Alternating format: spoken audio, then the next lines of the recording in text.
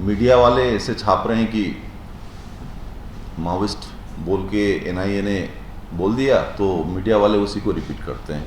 एक खास तबके का आंदोलनकारी को मुझे लगता है कि उनको थोड़ा अलग थलग करने का भी एक पक्ष मुझे दिख रहा है। आईने में हमें भी देखना चाहिए कि हम क्या कर रहे हैं, क्या नहीं कर रहे हैं, हमने क्या किया, क्या नहीं किया। आप उसको फेट अकॉम्प्ली मान के मत चलिए। हाँ, भीमा कोरेगांव वैसा हुआ तो आप दोबारा कर रहे हैं, सही बात है, दोबारा शायद कर रहे होंगे, लेकिन भीमा कोरेगांव बनने में हम कहां शायद चूक गए होंगे, उसको लेके भी मुझे लगता है कि थोड़ा सा चर्चा होना चाहिए। सामाजिक कार्यकर्ता को एनआईए पकड़ के लेके जा रहा है, हमें कतई अच्छा नहीं लग रहा है और हम इसका विरोध करेंगे। अभी एनआईए ने जो रेड्स किए, मुझे थोड़ा याद आ रहा है कि यहाँ और भीमा कोरेगांव को लेके भी जिक्र हुआ है। और मुझे याद है कि जब भीमा कोरेगांव का अरेस्ट हुआ था तो वो फेजेस में हुए, एक साथ नहीं हुआ। पहला राउंड में अरेस्ट हुआ था, इसके बाद इसी ढंग का एक प्रेस कॉन्फ्रेंस हुआ था, यहाँ नहीं, दूसरे जगह में। उस प्रेस कॉन्फ्रेंस था वो जो पहला वाला जो अरेस्ट हुआ था फर्स्ट राउंड का, उसका विरोध करने के लिए। तो उस प्रेस कॉन्फ्रेंस के तुरंत बाद फिर दूसरा राउंड अरेस्ट हुआ, ये आपको पता ही होगा। फिर और भी हुए अरेस्ट्स, होते होते लास्ट में जाके स्टान स्वामी, हैनी बाबू वगैरह वगैरह। तो इसमें एक तो आप कह सकते हैं कि जो एनआईए ने बाकी अरेस्ट जो किए, वो कई लोग कहते हैं कि जो लोग फर्स्ट राउंड ऑफ अरेस्ट का जो विरोध किया, उन्हीं को फिर एनआईए ने टारगेट किया। लेकिन ये सही भी हो सकता है, नहीं भी हो सकता है। एक चीज़ जो हमें जो लगता है वो वाला देख के, भीमा कोरेगांव का एक्सपीरियंस, क्योंकि देखिए स्टेट का पास अनुभव है, मुझे लगता है हमें भी अपना अनुभव बनाना चाहिए। हमें भी जो हुआ है पास्ट में उससे कुछ सीखना भी चाहिए। आपको भी थोड़ा स्ट्रैटेजिकली कभी सोचना पड़ता है। तो इसमें जो हम देख रहे हैं कि जैसे सीमा जी ने सही कहा कि मीडिया वाले ऐसे छाप रहे हैं कि माओइस्ट बोल के एनआईए ने बोल दिया तो मीडिया वाले उसी को रिपीट करते हैं, कोई इन्वेस्टिगेशन नहीं करते हैं। मुझे लगता है कि एक और खेमा है मीडिया का, जो चुप बैठते हैं, कुछ भी नहीं बोलते, वो भी एक खेमा है। तो इसमें मुझे जो लग रहा है कि जितने भी विपक्ष में जितने भी लोग हैं, उसमें जितने भी खेमे हैं, उस विपक्ष के जो लोग हैं और विपक्ष के लोग में जो प्रतिरोध कर रहे हैं, जो आंदोलन कर रहे हैं, उसमें से एक खास जो तरीके का एक रेजिस्टेंस चल रहा है भारत में, एक खास तबके का आंदोलनकारी को मुझे लगता है कि उनको थोड़ा अलग थलग करने का भी एक मुझे साजिश तो नहीं कहूंगा, लेकिन वो एक पक्ष मुझे दिख रहा है।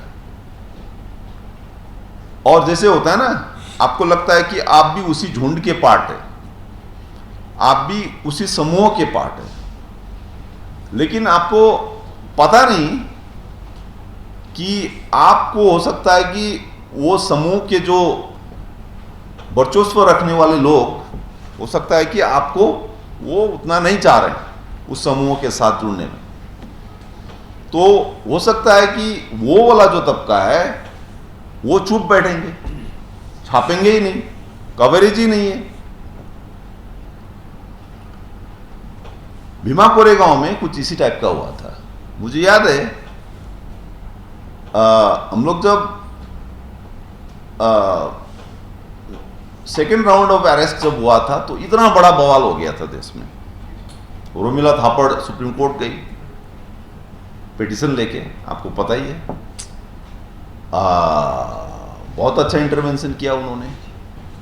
लेकिन जब सेकेंड राउंड ऑफ अरेस्ट के बाद ये सुप्रीम कोर्ट गए और ये नेशनल न्यूज बना, चूंकि सुप्रीम कोर्ट गए, चूंकि फिर जो बहुत ही फेमस लोग हैं भाई, रोमिला थापड़ के साथ जो बाकी लोग जो पिटिशनर्स थे, देश के प्रतिष्ठित व्यक्ति थे, तो ये नेशनल न्यूज हो गया, इंटरनेशनल न्यूज हो गया। तो मुझे अभी याद है कि जब ये हुआ था तो हम लोग कुछ दोस्त लोग आपस में बात किए थे, ये सोचते हुए कि अगर इस टाइप का intervention first round of arrest जो हुआ था उसी टाइम अगर होता तो ये शायद होता ही नहीं है, ये नौबत आता ही नहीं है। लेकिन नहीं हुआ। तो क्यों ये फर्स्ट राउंड ऑफ अरेस्ट में प्रतिष्ठित व्यक्ति जो हैं वो सुप्रीम कोर्ट में पिटीशन करने के लिए नहीं गए, लेकिन सेकेंड राउंड में चले गए? मुझे लगता है कि कभी कभी खुद के अंदर भी झांक के देखना चाहिए हमें।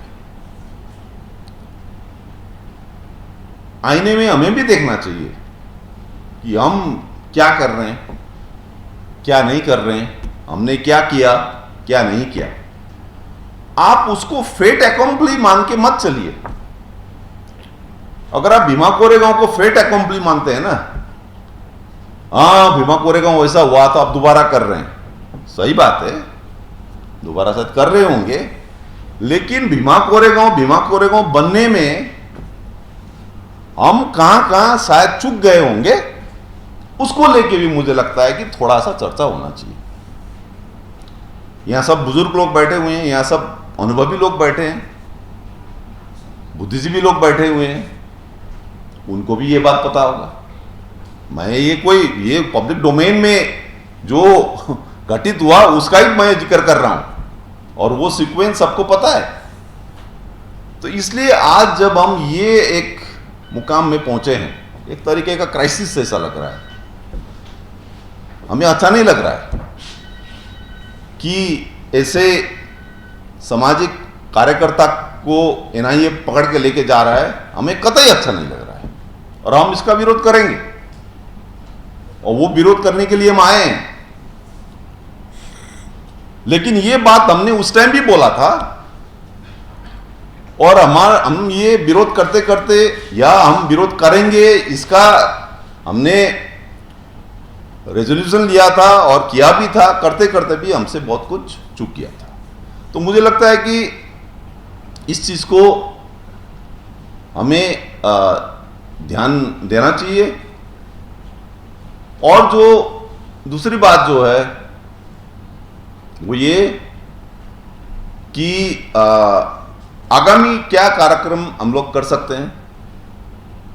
मैं चाहता हूं कि आज यहाँ ये एक गैदरिंग है, तो हम लोग शायद प्रोग्राम के बाद मिलेंगे, तो ये भी हमें तय करना है। और पूरा जो जैसे सीमा जी ने बताइए कि भाई पटना एनआईए, यानी कि आप देखिए पूरा पटना, लखनऊ, इलाहाबाद, सोनीपत, पंजाब, पूरा बेल्ट को ये पकड़ रहा है। तो उसी लेवल का मुझे लगता है कि हम लोगों को लामबंद होना पड़ेगा। हो सकता है कि ऐसा प्रोग्राम हमें लखनऊ भी करना पड़े, पटना भी करना पड़े, बाकी उत्तर प्रदेश के बाकी जो टाउन्स है हो सकता है वहाँ भी हो रहा हो।